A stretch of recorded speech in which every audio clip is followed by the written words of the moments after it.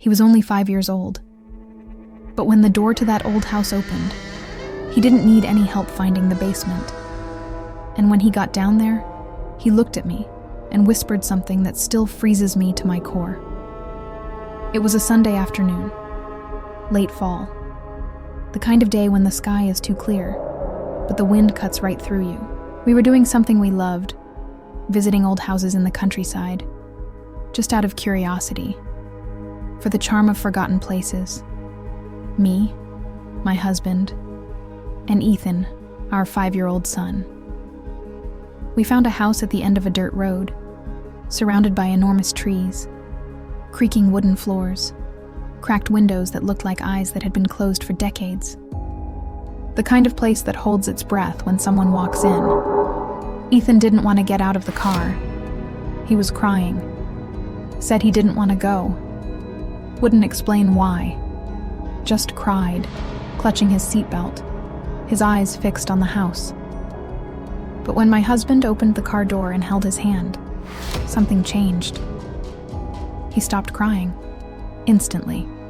He got out slowly, looked at the house, and in a voice that didn't sound like his, he said, "This is where I died the first time." We froze. My husband tried to laugh. That kind of nervous laugh, like he was trying to cover up the discomfort. But I saw it in his eyes. He was scared too. I knelt down in front of Ethan and asked, "Where did you hear that, sweetie?" He didn't answer. He just walked. He went through the fence, climbed the porch steps, pushed the front door, which was slightly open, and went inside. We followed him, of course, but he was already inside, walking through the living room like he knew every board on the floor. He turned right, without hesitating, opened a door that was completely hidden by an old, dirty curtain, a door that I hadn't even noticed. It was the entrance to the basement. No map, no guide, never having been there before.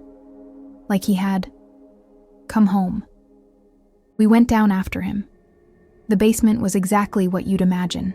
Dark, cold, with that smell of mildew mixed with old dust. The steps were uneven. There was a small window up high, but barely any light came through. And there was Ethan, standing in the middle of the basement, looking around like he was remembering. He started talking to himself, in a low voice, like he was recalling something. The blue bike was over there. He pointed to the left corner. It had a pink ribbon on the handlebars, and a bell that would ring by itself sometimes. My husband looked at me. I felt my stomach turn. Ethan continued. I was wearing a red shirt, with the number 7 on the back. It was my older brother's. He never had a brother. And then, he pointed to a small window high on the wall, boarded up with old planks, and said, in an even lower voice, that window had to stay closed, because the monster came through there. I had never seen my son like this. He seemed like a confused adult, lost, trying to remember something that hurt too much to say out loud. Ethan walked to the center of the basement. He stopped under a cracked beam in the ceiling, looked up, and said, "It fell here, when I was playing." My voice came out shaky. "What? What fell, Ethan?" He looked at me, with those deep eyes, and continued. The mommy from before screamed a lot, but there wasn't enough time. My heart stopped. I grabbed his hand and said we needed to leave. Now. We ran upstairs. My husband was pale. I could barely breathe. But before we crossed the front gate, Ethan stopped.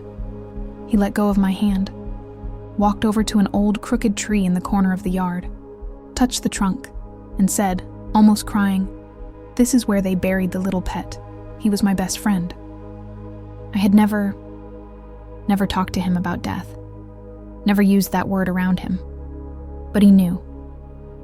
That night, Ethan slept like nothing had happened, but I couldn't close my eyes. I grabbed my phone, searched for the address of the house, the history, anything. And I found it. A newspaper article. Small, almost forgotten. 1989. A 5-year-old child.